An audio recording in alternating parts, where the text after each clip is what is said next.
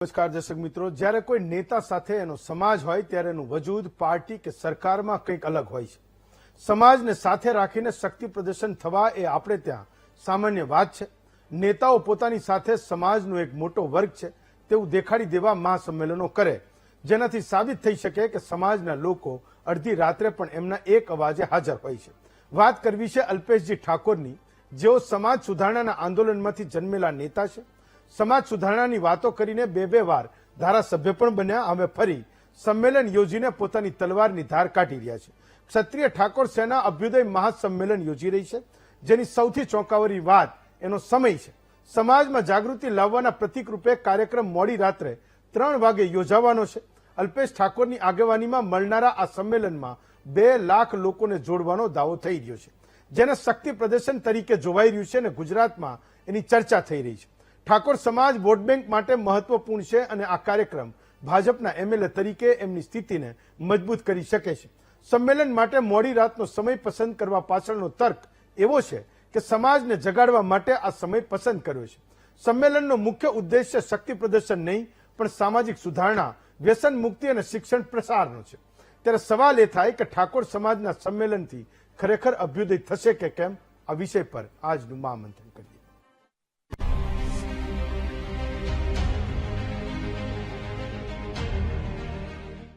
તો આપણી સાથે 3 વક્તાઓ છે. લલિતસિંહ વાઘેલા છે, ઠાકોર સમાજના અગ્રણી છે.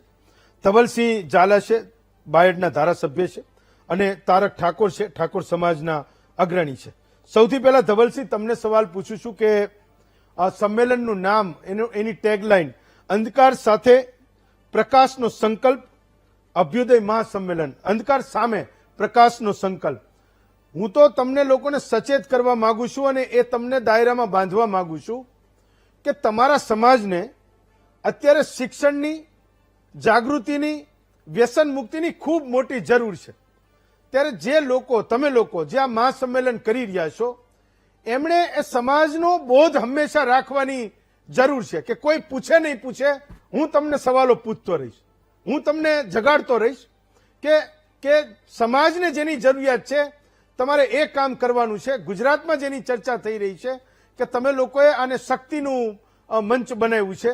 હું માનું છું કે 2 માંથી એકની પસંદગી કરવાની હોય તો તમે સાચા દિલથી એ સમાજના શિક્ષણ અને વ્યસન મુક્તિની સાથે હશો. ધવલસિંહ, પહેલા તમે. પહેલા તો આનંદની વાત એ છે કે જ્યારથી ગુજરાત ક્ષત્રિય ઠાકોર સેના અને અલ્પેશ ઠાકોરની જે ટીમ છે એમાં અમે બધા આવી ગયા, જે કામ કરી રહી છે. સાહેબ, એક સમય હતો કે ક્ષત્રિય ઠાકોર શબ્દ થી ક્યારેય ચેનલોમાં ચર્ચા ના થાય. આજે છેલ્લા કેટલાય વર્ષોથી હું જોઉં છું કે વીટીવીના માધ્યમથી પણ ઘણી વખત ક્ષત્રિય ઠાકોર સમાજની વાત લઈને આજે ચર્ચા વિચારણા થતી હોય ને મહામંથન થાય, એટલે વીટીવીને પણ હું અભિનંદન પાઠવું છું, આભાર પણ માનું છું કે કારણ કે એમણે અમારા સમાજની ચિંતા વ્યક્ત કરી છે. આ જે સંમેલન થવા જઈ રહ્યું છે કોઈ એક વ્યક્તિનું સંમેલન નથી, અભ્યોદય આખા સમાજનો કરવાની વાત છે.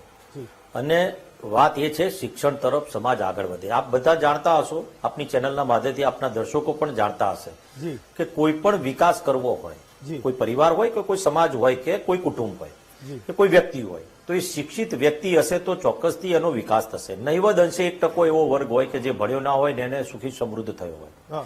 પરંતુ જો આપણે કોઈ પણ સમાજનો કે કોઈ પણ પરિવારનો વિકાસ કરવો હશે તો એને શિક્ષણની નીવ એની નાખવી પડશે. અને આજે જ રાતના 3 વાગે જે સભા બોલાઈ છે એ સભાનો મુખ્ય ઉદ્દેશ્ય અમારો સરસ્વતી ધામ છે. અને સરસ્વતી ધામની અંદર યુપીએસસી, જીપીએસસી અને પોલીસની તે તમામ પ્રકારના વર્ગની પરીક્ષાઓની તૈયારીઓ કરાવવી, સાથે લાઇબ્રેરી અદ્યતન, રહેવાની વ્યવસ્થા દીકરીઓ માટે, દીકરાઓ માટે હોય, અને એ પ્રકારની વાત હોય. ફોરેન શિક્ષણ લેવું હોય તો એનું પણ માર્ગદર્શન પૂરું પડાય, ફોરેનમાં કેવી રીતના પોતાનો, અને બીજી વાત કે વ્યાપાર કેવી રીતના કરવો, રોજગારી કેવી રીતના મેળવવી, નાના નાના ધંધા, નાના નાના વ્યાપાર કરતા શીખવાડવા અને એને સક્ષમ એટલે એના પગ ઉપર સમાજને ઉભો કરવો. આ એક મુખ્ય ઉદ્દેશ્યથી અમે ચાલ્યા છીએ અને એ ઉદ્દેશ્ય સાથે આજે 10 વર્ષ પછી ફરીથી અમે અહીંયા મહાસંમેલન કરી રહ્યા છીએ. લલિતસિંહ, એક સવાલ એ હતો કે 3 વાગે તમે સંમેલન બોલાવો એનો સમય હતો. આજે એ ચર્ચા પણ થઈ કે ભાઈ અલ્પેશ ઠાકોરને પોતાને બતાવી દેવું છે કે એ બોલાવે તો એનો સમાજ રાત્રે 3 વાગે પણ આ કડકડતી ઠંડીમાં એ ખુલ્લા મેદાનમાં આવી શકે છે. તો હું એ વાતનો એ સવાલનો હું તમારી પાસેથી જવાબ માંગુ છું કે આ તર્ક શું છે?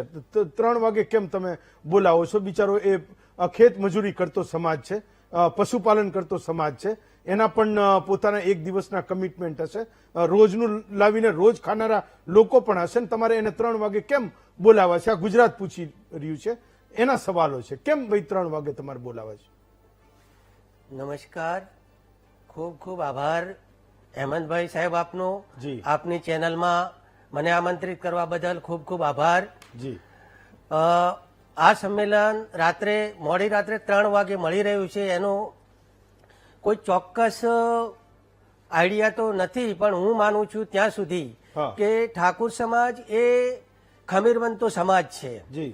એ મુશ્કેલીઓનો સામનો કરી શકે એવો સમાજ છે, અને આ ઠાકોર સમાજની ગમે તેવી પરિસ્થિતિમાં આ ઠાકોર સમાજ એકતા અને પોતાની એકતા જાળવી શકે એવો સમાજ આ ઠાકોર સમાજ છે. ત્યારે રાત્રે 3 વાગે પણ સમાજના ઉત્થાન, સમાજની એકતા માટે એ ખડે પગે રહી શકે છે એનું ચકાસણી કરવા માટે પણ આ 3 વાગ્યાનું સંમેલન હોઈ શકે, અથવા તો કે 3 વાગ્યાનો સમય એ બ્રહ્મ મુહૂર્તનો સમય છે. આ બ્રહ્મ મુહૂર્તમાં કરેલું કામ એ ખૂબ સફળતાપૂર્વક આગળ વધતું હોય છે. અને આ સંમેલનનો એક મુખ્ય જે શબ્દ છે એ શબ્દ છે અભ્યુદય. અભ્યુદય એ સૂર્યાસ્તના અનુસંધાને અભ્યુદય શબ્દ વપરાયેલો છે. અભ્યુદય એટલે પ્રગતિ, વિકાસ અને સતત પ્રગતિ એવો આનો મિનિંગ થાય છે. ત્યારે આ અભ્યુદય શબ્દનો પ્રયોગ કરેલો છે. અભ્યુદય એ વ્યક્તિથી આગળ વધે છે. વ્યક્તિ શિક્ષિત બને, પોતે એનાથી પરિવાર સ્વાવલંબી બને અને નૈતિક મૂલ્યો અપનાવે. આના લીધે પરિવાર એક મજબૂત બને, અને પરિવાર મજબૂત બને એના લીધે સમાજ એક મજબૂત રીતે ઊભો થાય. એના માટેને એક અભ્યુદય તરીકે આનો ઉપયોગ કરી અને આ સંમેલન યોજવામાં આવ્યું છે. જ્યારે 3 વાગે ત્યારે સમાજમાં આપેલા જે કુરિવાજો, વ્યસનો અને મુખ્ય હેતુ છે શિક્ષણ, કે શિક્ષણના અન્ય સમાજોને મોટા મોટા સંકુલો છે એમની પાસે, એમના પાસે સારા ઇન્ફ્રાસ્ટ્રક્ચર છે, ત્યારે એની સરખામણીમાં ઠાકોર સમાજ પાસે એ આ બધી વસ્તુ બહુ જૂજ પ્રમાણમાં છે. ત્યારે અમારો ઠાકોર સમાજ અન્ય સમાજોની હરોળમાં ઊભો રહે, જે ધારો એ ઠાકોર સમાજના વિરુદ્ધ ઊભો રહે એના માટેનો આ પ્રયત્ન છે. અને અભ્યુદય શબ્દ વાપરીને આ સંમેલન 3 વાગે મળ્યું હોય એવું મને લાગી રહ્યું છે. તારકભાઈ, તો હું તો તમારા સમાજના એ તમામ નેતાઓને પણ વારંવાર શાસનના પ્રશ્નો પૂછતો રહ્યો છું કે ભાઈ સમાજ માટે તમારે જે કંઈ કરવાનું હતું એ રાજકારણના મંચ પર ગયા પછી તમે ભૂલી ના જતા. મેં ઘણી બધી વાર એ આંકડાઓ, દાખલાઓ ને દલીલ સાથે વાતને પૂછી છે. હું આજે પણ અહીંયા તમને ત્રણેયને બોલાવવાનું કારણ એકમાત્ર એટલું છે કે હવેથી લગભગ 5 કલાકમાં એ સંમેલન મળવા જઈ રહ્યું છે, અડધી રાતે. એવા સમયે ઠાકોર સમાજ એ બહુ ભોળો સમાજ છે, બહુ મહેનતુ સમાજ છે, બહુ નિષ્ઠાવાન અને પ્રામાણિક સમાજ છે. જ્યારે એનું મહામંથન કર્યું ત્યારે કેટલાક એના લક્ષણો જે મને દેખાયા, જે મને ગમ્યા, મેં અહીંયા જાહેરમાં કહ્યા હતા, તમે પણ એના સાક્ષી રહ્યા છો. મારે એ કહેવું છે કે કોઈ પણ સંમેલન હોય, ચાહે સંમેલનનું કોઈ પણ નામ હોય, છેવટે એનો એકમાત્ર ઉદ્દેશ્ય છેવાડાના માણસના હિત માટે થવો જોઈએ. અભ્યુદયનો મતલબ આપણે કહીએ છીએ, એમણે કીધું કે એ કોઈનું ઉત્થાન અને કલ્યાણ માટે થાય છે, જેની ઠાકોર સમાજને સૌથી વધારે જરૂર છે. તો એવા સમયે એ સંમેલન એ કોઈ રાજકીય મંચ ના બની જાય, મારે માત્ર એટલું સમજવું. Tarakbhai. Yes, you are audible, please.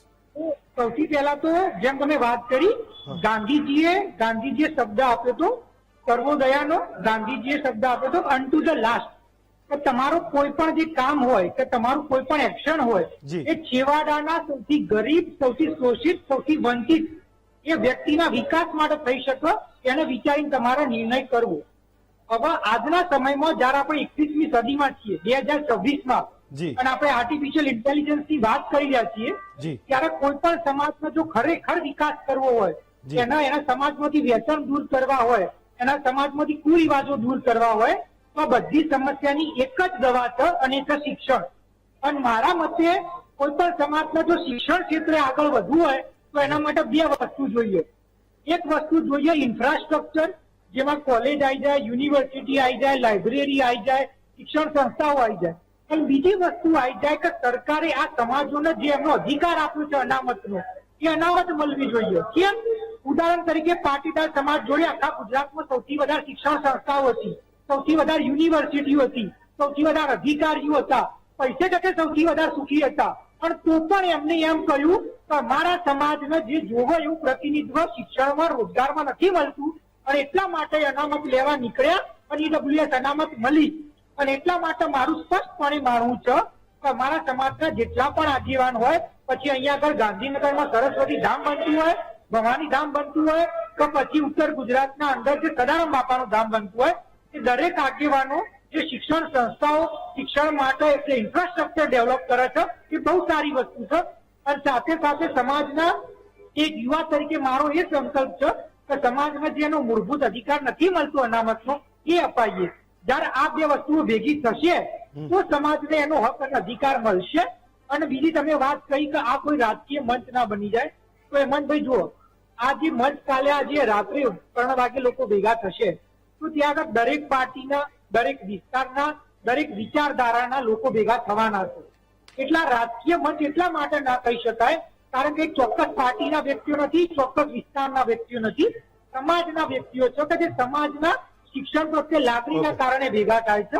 અને મેં જે તમને કહ્યું એ જે કામ કરે છે એમને હું બિરદાવું છું, કારણ કે ઇન્ફ્રાસ્ટ્રક્ચર અને સાથે સાથે અનામતનો આ બે લાભ જે સમાજને મળે એનો વિકાસ થઈ શકે, અને જેના માટે અમારો સમાજ પ્રયત્ન કરશે. ફાઇન. ધવલસિંહ, તો ઘણા બધા સમયથી અનામતમાં વર્ગીકરણની માંગ એ જબરજસ્ત બળવત્તર થઈ રહી છે. તારકભાઈ એના ફેસ બની રહ્યા છે, વિવિધ મંચો પર એ વાત કરી રહ્યા છે કે ઠાકોર સમાજને કેવી રીતે અન્યાય થઈ રહ્યો છે. શું તમે લોકો પણ એ વાતને માનવા તૈયાર છો કે જ્યારે કે ઠાકોર સમાજને તમામ સમાજોએ ટેકો આપ્યો છે કે ભાઈ આ લોકો જે સંમેલન કરે છે એમાં અમે પણ એમની સાથે છીએ, પણ ઓબીસીમાં અનામતના વર્ગીકરણનો મુદ્દો એ ઠાકોર સમાજની સૌથી મોટી માંગ એ ધીમે ધીમે બની રહી છે. તમે લોકો પોલિટિકલ લોકો, જે લોકો રાજકીય વાતાવરણમાંથી આવો છો, ચૂંટાઈને આવો છો, અથવા તો ચૂંટાતા નથી કે ચૂંટાવશો, કોઈ પોલિટિકલ પક્ષમાં છો, એવા લોકો, તમે લોકો માનો છો કે ઠાકોરોને અનામતમાં વર્ગીકરણની જે ડિમાન્ડ છે, માંગ છે, એ પણ આ સ્ટેજમાં એક મુખ્ય મુદ્દો બનશે? ધવલસિંહ.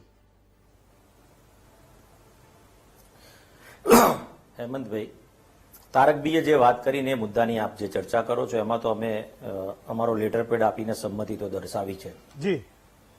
પણ હેમંતભાઈ, આ બધી જ વસ્તુનું મુખ્ય જો ચિતાર ક્યાંક પકડીએ આપણે તો એજ્યુકેશન છે. જી. શિક્ષણ હશે તો નોકરી પણ મળશે. તારકભાઈ જે વાત કરી એ હું હેમંતભાઈ આપને એક ઉદાહરણ રૂપે મારા વિસ્તારની વાત કરીને કરું કે કોઈ ગામની અંદર હું મિટિંગ કરતો હોય, સામાજિક મિટિંગ હોય ને બધા બેઠા હોય અને આપણે હાથ એમ કહીએ કે ભાઈ આમાંથી 12 પાસ કેટલા છે, 1000 માણસ બેઠું હોય તો 12 પાસ એમાંથી 500 જણા હાથ ઊંચો કરતા હશે. પછી હું પૂછું ગ્રેજ્યુએટ કેટલા છે, તો ગ્રેજ્યુએટમાં 5 જણાના હાથ ઊંચા થાય. હવે વિષય એ આવે છે કે 5 જણા જો હાથ ઊંચો થાય તો અત્યારે ભરતીનો જે પ્રોસેસ છે એ એવો છે કે ગ્રેજ્યુએશન થયા પછી તમે એને ફોર્મ ભરી શકો. હવે ફોર્મ ભરવાની સંખ્યાની મર્યાદા જ ઘટી જાય. બીજું, ઘણા બધા કુરિવાજોમાં માનવાવાળા લોકો નાની ઉંમરે ક્યાંક લગ્ન કરાવી દેતા હોય, એના પર અમે પ્રતિબંધ લાયા. બંધારણ કડક બન્યું છે, હજુ પણ બંધારણ એનાથી પણ બીજા બધા જિલ્લાઓમાં બનવા જઈ રહ્યું છે. ઘણા બધા સમાજોએ, અમારા અંદર પેટા સમાજોએ બધાએ પણ બંધારણ બનાયા. વિષય એ છે કે મહત્વની વાત છે શિક્ષણ. આજે જે સમાજો છે એ તમામ સમાજ પાટીદાર લઈ લો, વણિક લઈ લો, બ્રાહ્મણ લઈ લો, કે ભાઈ પ્રજાપતિ, પંચાલ, સહી, સુતાર, બધા આ સમાજો સુખી થયા અને સમૃદ્ધ થયા. એની પાછળનું જો કોઈ કારણ હોય હેમંતભાઈ, તો માત્ર ને માત્ર એજ્યુકેશન છે. આજે એ સમાજોની જોડે જો આપણે ઉભા રહેવું હોય તો સ્વાભાવિક છે કે આપણે ખભેથી ખભા મિલાવવા માટે આપણે કોમ્પિટિટિવ એક્ઝામો હોય કે તાલીમ વર્ગો હોય, આ બધી જ વસ્તુઓની આપણે તૈયારીઓ કરાવીને છોકરાઓ તૈયાર કરવા પડશે. એને કોમ્પિટિશનની અંદર આપણે ઉભા રાખવા પડશે અને બીજા સમાજની જોડે અને કોમ્પિટિશનથી ઉભા રહેશે તો જ નોકરી મેળવી શકશે. તારકભાઈની વાત સાથે અમે સંમત જ છીએ, પણ સાથે સાથે વાત એવી છે કે આજે આનંદની વાત એ પણ છે હેમંતભાઈ કે તમામ સમાજો, પછી માલધારી સમાજ હોય, પાટીદાર, વણિક, બ્રાહ્મણ, બધા સમાજો 20 થી વધુ અહીંયા નાસ્તાની વ્યવસ્થા ટેન્ટ બાંધીને થઈ છે, એટલે સ્વયંભૂ ઉભા થયા છે.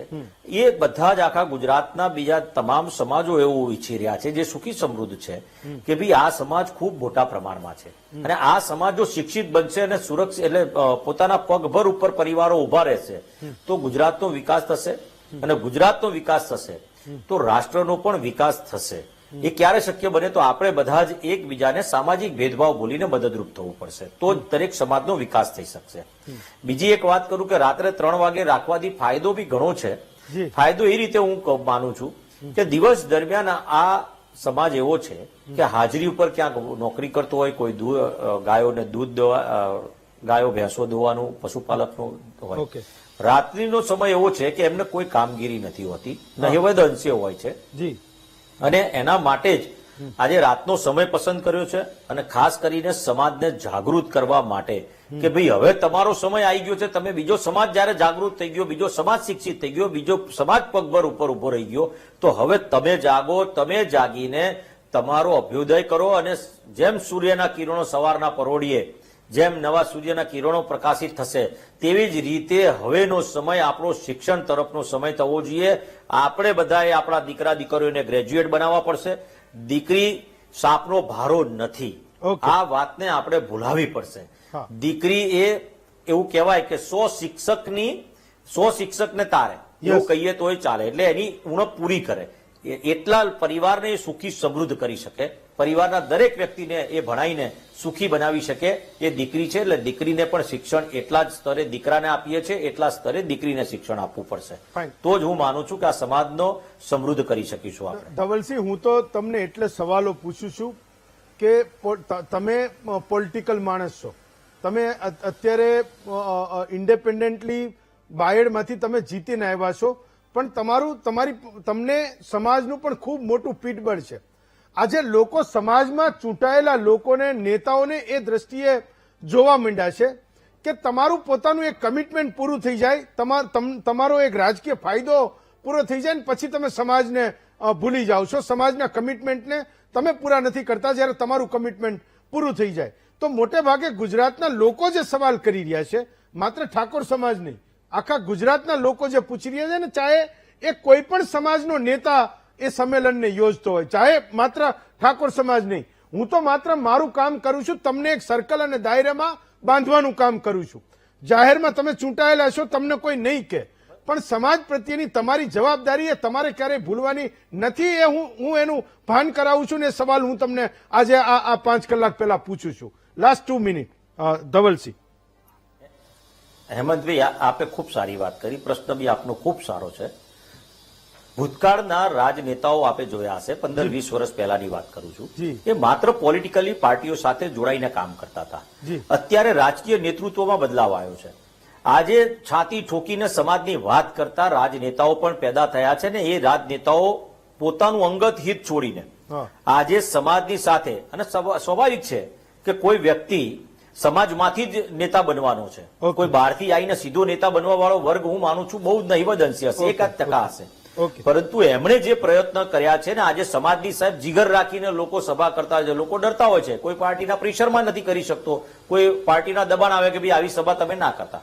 પરંતુ સારી વાત એ છે કે 10 વર્ષ 2016માં વ્યસન મુક્તિની કર્યું હતું અમે મહાકુંભ, અને એની અંદર વ્યસન મુક્તિની વાત કરી. સાહેબ, આ એક જ સમાજ એવો હતો કે જેને વ્યસન મુક્તિનો મહાકુંભ કર્યો, જે સમાજે આજે યુવાનોને વ્યસનથી મુક્ત કરી નાખ્યા. અને સૌથી વધારે સારી વાત કરું હેમંતભાઈ કે જે મેણું હતું કાયમી કે ભાઈ ઠાકોર સમાજ દારૂ પીવે, એ મેણું ભાગવાનું કામ થયું છે ને આજે યુવાનો દારૂ પીવાથી છોડ્યા છે. અને હું એવું નથી કહેતો કે 100% છૂટી ગયું છે, પણ એ શિક્ષણ થશે એટલે એ પણ છૂટી જશે. ચાલો તારકભાઈ, લાસ્ટ 1 મિનિટ. તારકભાઈ. હેમંતભાઈ, હું તમને એક સમાજના યુવા તરીકે હું તમને એક જ વાત કહીશ. જી. ધવલ હોય, અલ્પેશભાઈ હોય, તો અમારા સમાજના દરેક નેતા હોય, જે કોઈ પણ પાર્ટીના હોય, એ સમાજમાં શિક્ષા માટે, રોજગાર માટે એમનાથી થઈ શકતા બધા પ્રયત્નો કરે છે. અને દરેકને મારું વંદન છે. હું અનામતની વાત કરું છું ત્યારે આ હું ફેક્ટ બેઝ વાત કરું છું. હા. જેમ સરે વાત કરી આપણા સમાજમાં, અમારા સમાજમાં ગ્રેજ્યુએટ ઓછા છે. હા. આ જે વાત હું આના ફેક્ટ બેઝ વાત એવી છે કે આ જે જજમેન્ટ જે છે ને અનામત વર્ગીકરણ હા. એ સુપ્રીમ કોર્ટે આપેલું છે અને ભારતના 11 રાજ્યોમાં આજની તારીખમાં અમલમાં છે. હા. પણ ગુજરાત એ ભારતનું રાજ્ય છે અને ભાજપે બીજા રાજ્યમાં અમલમાં કર્યું છે. જી. બીજી વસ્તુ જી આ તે છતાં અમારા સમાજના ઉદાહરણ તરીકે 100માંથી આપણે માની લઈએ કે 10 કે 20 ગ્રેજ્યુએટ હશે કે 10 હશે. જી બીજા એવા સમાજો છે કે તેની સંખ્યા અમારા કરતા 20 ગણી ઓછી છે. હા. એટલે એ પૂરેપૂરા ગ્રેજ્યુએટ હશે ને તો અમારા કરતા ઓછા સમાજનું ગ્રેજ્યુએટ હશે. હા. એટલે અનામત વર્ગીકરણ એટલા માટે કે જે ગ્રેજ્યુએટ બન્યા છે જી. જો એમનો રોજગાર નહીં મળે, એ પેઢી આગળ નહીં જાય, એ અધિકારી નહીં બને કે ડોક્ટર નહીં બને તો સમાજના માર્ગદર્શન કઈ રીતે બતાવશે? સમાજના Yes. લોકો પ્રેરિત કઈ રીતે યસ થશે? યસ યસ તો યુવા તરીકે હું એ જ માંગણી કરું છું. બાકી સરસ્વતી ધામ જે બનશે એ ખૂબ સરસ કામ કરશે. હા. પણ તમને જુઓ પાટીદાર સમાજ અત્યારે 10% સ્થાનિક સ્વરાજનું અનામત લેવા નીકળ્યું. કેમ? કે એમને લાગત છે કે ભાઈ આ વસ્તુથી એ એમ્પાવર થશે Okay. અને ઈડબ્લ્યુએસ લઈ ચૂક્યા છે. તો હું એ જ કહેવા માંગુ છું એ રીતે અમે અમારો મૂળભૂત અધિકાર કેમ ના માંગીશું? ઠાકોર સમાજનો પણ એ મૂળભૂત અધિકાર છે. નાના માણસને ખૂબ જરૂરિયાત છે ને એવા સમયે તમે સંમેલન કરી રહ્યા છો તો આ સંમેલન સફળ થાય એવી હું શુભકામના પાઠવું છું. મોટે ભાગે તમે કહો છો કે નેતાઓ નથી નીકળતા સમાજના નામે સંમેલન કરવા માટે, તો પત્રકારો પણ સમાજોને બહુ ઓછા બિરદાવતા હોય છે. હું કહું છું કે તમે લોકો એમાં સફળ થાવ. ઠાકોર સમાજને, સમાજના નાના માણસને ખરેખર શિક્ષણની અને રોજગારીની અને વ્યસન મુક્તિની એ જરૂર છે અને આ સંમેલન ખરેખર સફળ થાય. લલિતસિંહ, ધવલસિંહ અને તારકભાઈ ત્રણેય વક્તાઓનો ખૂબ ખૂબ આભાર માનું છું. આવતીકાલે વધુ એક નવા વિષય સાથે ફરી મળીશું. આજે રજા આપશો.